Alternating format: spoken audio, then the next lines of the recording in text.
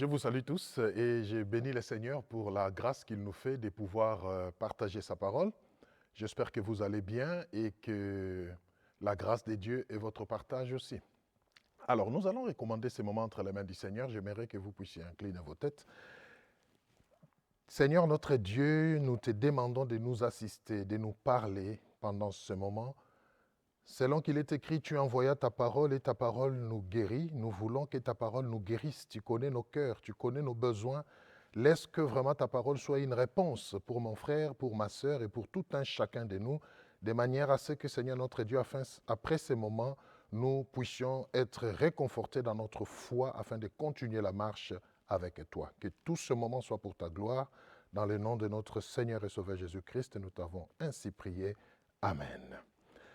Voilà, bien-aimés, nous voulons partager la parole du Seigneur et le thème que nous voulons aborder à cette occasion, nous l'articulons comme suit, l'espérance qui ne trompe pas. L'espérance qui ne trompe pas. Si nous disons l'espérance qui ne trompe pas, c'est parce qu'il y a des espérances qui trompent. Il y a des espérances qui n'amènent pas à bon port.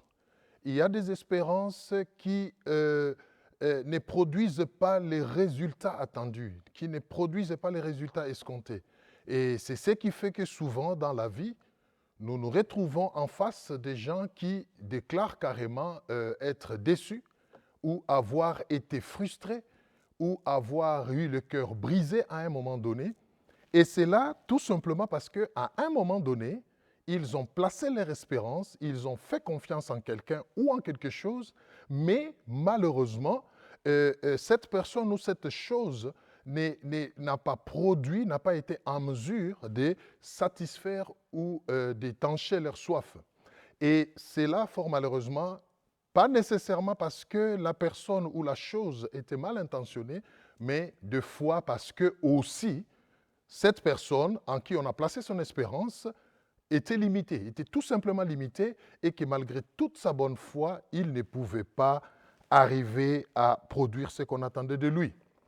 Voilà pourquoi, bien-aimés, à cette occasion, le Seigneur veut nous parler d'une autre espérance. Oui. Une espérance qui ne trompe pas. Une espérance qui ne déçoit pas. Une espérance qui ne brise pas le cœur. Une espérance qui ne rate pas l'objectif. Tout simplement parce que la personne, en fait, qui fait l'objet de cette espérance est celui qui a créé les cieux et la terre. Il est celui qui sous-tend toutes choses. Il est celui par qui tout ce qui existe a été fait. Il est celui qui contrôle les circonstances et le temps. Il est celui qui a créé l'univers. Et là, nous comprenons déjà de qui nous parlons. Il s'agit de Dieu, le maître de l'univers, le créateur, qui s'est manifesté dans son amour pour nous hommes en Christ et Jésus, son Fils. Vous voyez, c'est de cette espérance que nous voulons parler en cette occasion. Cette espérance, bien-aimée, qui ne nous amènera pas un jour à dire que nous avons notre cœur brisé, que nous sommes frustrés ou que nous n'avons pas eu le résultat escompté. Cette espérance qui nous rassure, non pas seulement sur cette terre, mais aussi dans l'avenir, c'est-à-dire qui nous introduit même dans l'éternité. Cette espérance, bien-aimée, c'est Jésus-Christ. Tout simplement, Jésus-Christ qui est l'expression, qui est la manifestation du Dieu créateur sur cette terre. C'est très important. Alors, comment exprimer cette espérance? Quand nous avons cette espérance, quelle est l'attitude que nous devons avoir? Quelle est l'attitude qui doit nous caractériser pour exprimer cette espérance? Nous allons lire ça dans notre premier passage rapidement dans Ésaïe 30. Nous prenons donc Ésaïe 30 du 15e verset au 18e. Ésaïe 30 du 15e verset au 18e. Ésaïe 30 du 15e verset au 18e. La Bible dit ceci.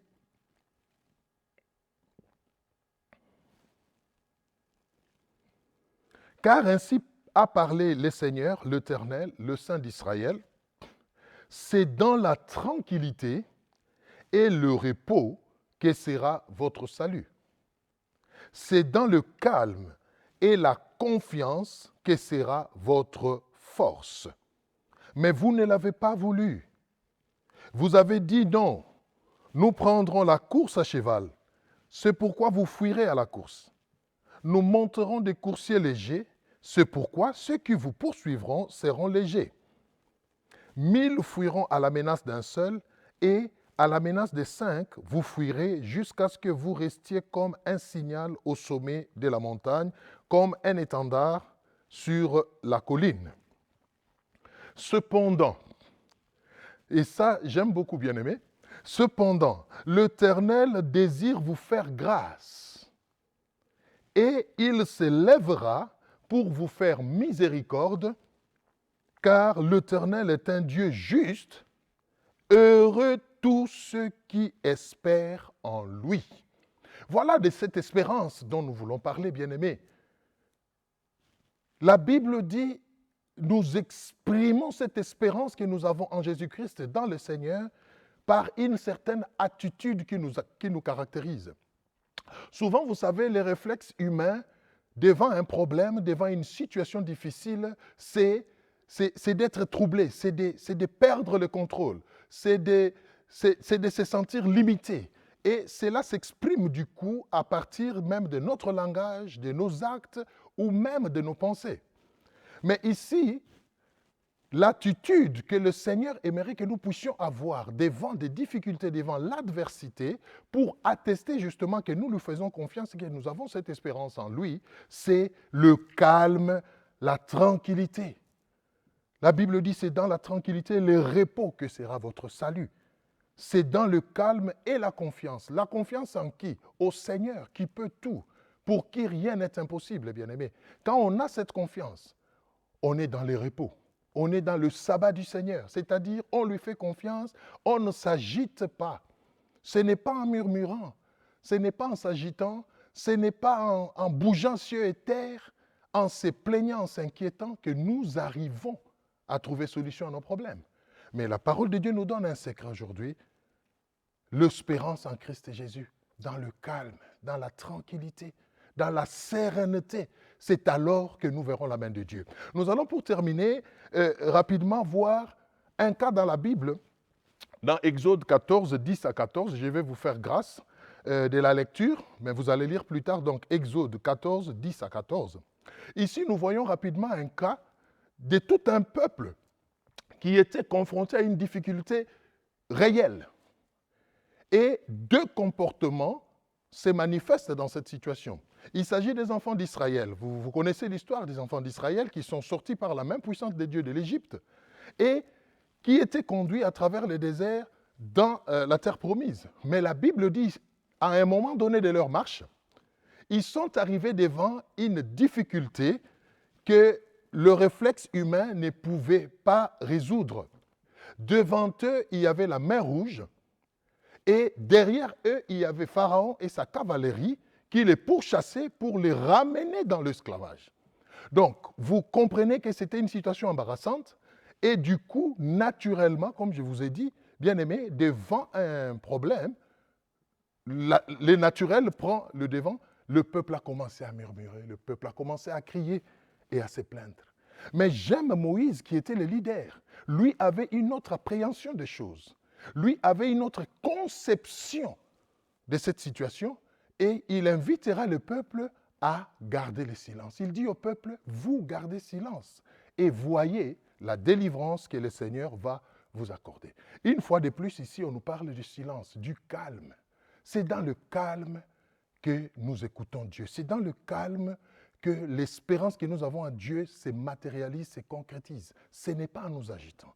Et la Bible dit, quand le peuple a pu écouter Moïse, s'est calmé. Vous connaissez la suite de l'histoire, vous lirez dans le passage que je vous ai donné. La Bible dit, la mer Rouge a été fendue en deux. Le peuple a traversé à pied sec. Et ce qui est intéressant, ses ennemis, c'est-à-dire Pharaon et sa cavalerie, ont été engloutis dans les eaux et le peuple a eu sa délivrance. Bien-aimés dans le Seigneur, Je ne sais pas quelles sont les circonstances que vous traversez. Je ne sais pas quelles sont les difficultés que vous affrontez maintenant là. Mais tout ce que je sais, c'est qu'il y a une espérance qui ne trompe pas. C'est Jésus-Christ. Vous vous êtes suffisamment agité. Vous vous êtes suffisamment plaint. Vous avez suffisamment tenté de résoudre, de chercher des solutions par vous-même. Mais aujourd'hui, le Seigneur vous dit, venez, comme nous avons lu dans Ésaïe 30, au verset 18, « Cependant l'Éternel désire vous faire grâce, et il se lèvera pour vous faire miséricorde, car l'Éternel est un Dieu juste, heureux ceux qui espèrent en lui. » Je vous inviterai vraiment à espérer au Seigneur. Peu importe l'ampleur de la situation, peu importe le temps que cela a pris, peu importe les mauvaises nouvelles qui viennent, peu importe ce qui apparemment vous fait peur, dans votre fort intérieur, sachez une chose, il y a une espérance qui ne trompe pas. Jésus-Christ est là. Il a promis d'être avec nous, même dans la détresse. Et ce qu'il attend de nous, que nous puissions exprimer cela. Et c'est ça la démonstration de notre foi. Voilà donc, j'espère que là où vous êtes, cette parole a pu trouver une place dans votre cœur. Et si cela est le cas, je vais vous inviter à prier maintenant par rapport à votre problème. À dire au Seigneur qu'aujourd'hui, là, je prends la décision de placer ma confiance en toi. Sois honnête avec le Seigneur. Dis-lui, Seigneur, c'est vrai, j'ai eu peur. Je me suis emporté, je me suis agité, oui. Et là, je n'ai pas pu voir une solution. Mais aujourd'hui, je prends la décision de placer ma confiance en toi. Et je resterai calme parce que je sais que tu as le contrôle de tout. Si vous êtes d'accord avec moi, alors je vais élever la voix, je vais prier. Et tout ce que je vous demande là où vous êtes, dites amen à cette prière et laissez la main de Dieu se manifester dans votre vie. Prions le Seigneur. Dieu de grâce, c'est vrai que les temps sont durs. C'est vrai que des fois, Seigneur notre Dieu, nous ne savons pas à qui nous vouer, Seigneur. Et nous perdons même notre réflexe d'enfant de Dieu à cause de problèmes. Mais merci de parler à nos cœurs aujourd'hui. Merci de parler à mon frère, de parler à ma sœur. Seigneur, ma prière est qu'à partir de maintenant, que la foi reprenne sa place dans les cœurs. Que l'espérance en Christ et Jésus prenne encore, Seigneur mon Dieu, le contrôle de toutes choses, car nous croyons que tu n'es pas un homme pour mentir. Tu l'as promis, tu vas le faire.